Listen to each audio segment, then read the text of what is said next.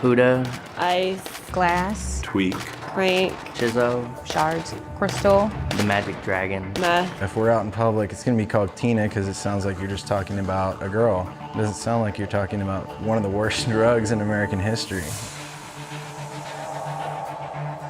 Crystal meth is actually the more pure form of methamphetamine. Commonly, people think methamphetamine is just a powder, but really, these days, you have to go searching just to find it in powder form. Crystal meth is the most common what you're gonna find of the meths. It looks like glass, like blades almost, but it's like glass pieces. Comes in different flavors sometimes. It comes in like different colors, kind of pinkish, brown color, like an off-white, and sometimes it's crystal clear. And there is also another thing, it's called peanut butter crank. It actually looks like peanut butter, smells like peanut butter, and it's basically pure speed. It's more pure form of crystal meth. It's made out of Everything underneath the hood of your car and your kitchen sink. ammonia, Driveway cleaner. lye, gun bluing. Battery acid. pesticides. It's basically ingredients that if you ingested any of them would pretty much kill you or send you to the hospital in serious condition. And I know that the people that manufacture it, can get blown up and they die. It's strictly just toxic poison. For every 1 pound of meth that you make, you get 6 pounds of toxic waste. It's going to cause irreversible damage. Originally started out snorting it. Snort it, smoke it, shoot it, whatever, I'd snort it, shoot it. And I would ingest it as well. I tried it every way that you could do it. And I just kept gradually going up and, trying to get that better high until I was, slamming it multiple times in the day.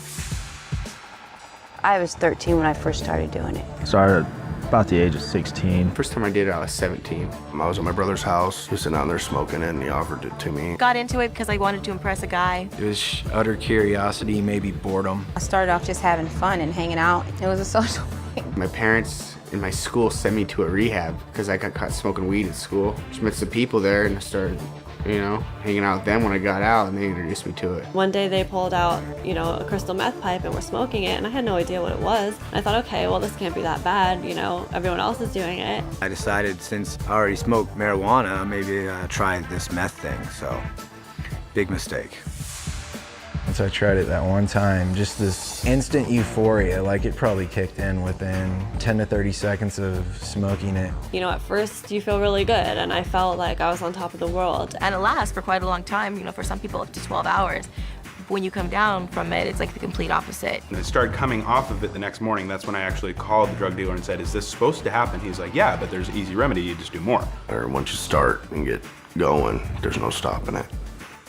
My body would ache, like I had just gotten over had like the worst flu ever. Throwing up, couldn't hold anything down, and I was yellow on top of it. Lethargic all the time, really hard on your body. I came out of the military, I was weighing 180, and within 6 months, I was down to 135. Went and saw a friend, and she's like, what have you been doing? You look like a stick. I had spots in my head about this big of hair, literally gone, like a baby's butt. I mean, you can tell when somebody's on meth, it definitely takes its toll on you physically. I started getting more psychotic. Like my boyfriend and his friend would be talking, and I would swear that they were talking in code.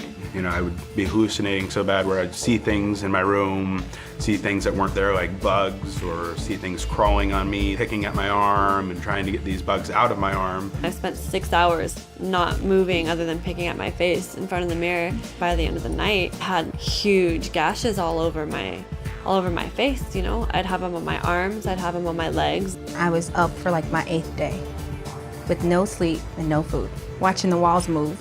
I'd been up for 37 days on meth, and I was looking out my window in the backyard, and I was absolutely positive the police were there, and they were in the bushes, they were in the trees, they were waiting to bust me, they were waiting to bust all my friends. So picked up the phone and I called 911, and I told the dispatcher that if you guys are gonna sit in my backyard and just watch me, why don't you come and arrest me? And all my friends at that point just left. The police came, they surrounded my house. Eventually they had to get me and tackle me and get me out of the house. Ended up taking me away. I'm thinking people were chasing after me. I actually went to a family member's house, and they ended up calling the cops on me because they didn't know what was wrong with me. Woke up in a padded room, and I spent a week in a mental hospital. And you just go crazy on it because you're tweaking. you're not thinking straight. Kind of gets your wheels turning real fast. You're just moving like 100 miles per hour, like in your head. Your thoughts, everything's just going boom, boom, boom, like really fast. You'll start projects without being able to finish them. Or you can't concentrate on any one thing. Just constant motion. And you're doing absolutely nothing. I had to calm myself down, panic attacks and stuff. I would just start getting real irritable, cranky, tired. You get depressed. Feel worthless. I remember just wanting to lay in bed and sleep my life away. That was the only way I could function, is if I did just do a shot. Just needed that and wanted it and was going to do anything to get it at that point. Wouldn't have any problem going to your house, kicking your door in, robbing you for everything you had, just to get it.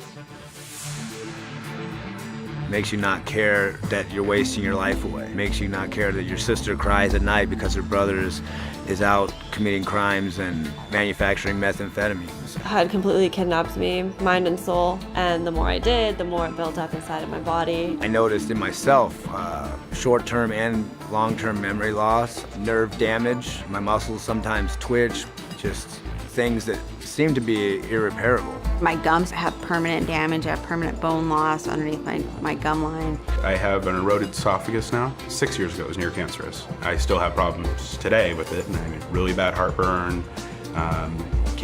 If I drink water, it can burn my throat. I got cut from here all the way down to below my bikini line, and they removed all my large intestines. Left me with 1 inch. I have tendinitis now. Well, I got hepatitis C from injecting drug use. You know, doing all that battery acid and muriatic acid and all that, it eats away not only at your teeth, but every bone, your eyes, it kills you.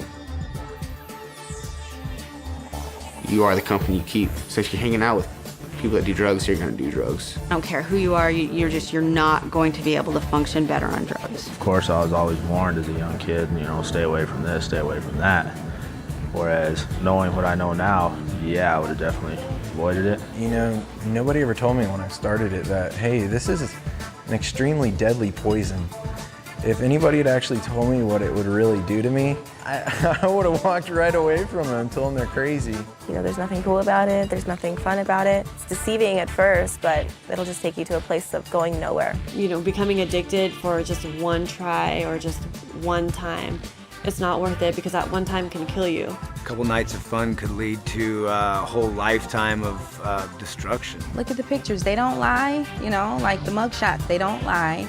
The people that are going to jail, it's not lying. I mean, it can be you. It's probably, in my opinion, the one drug that will make sure it happens.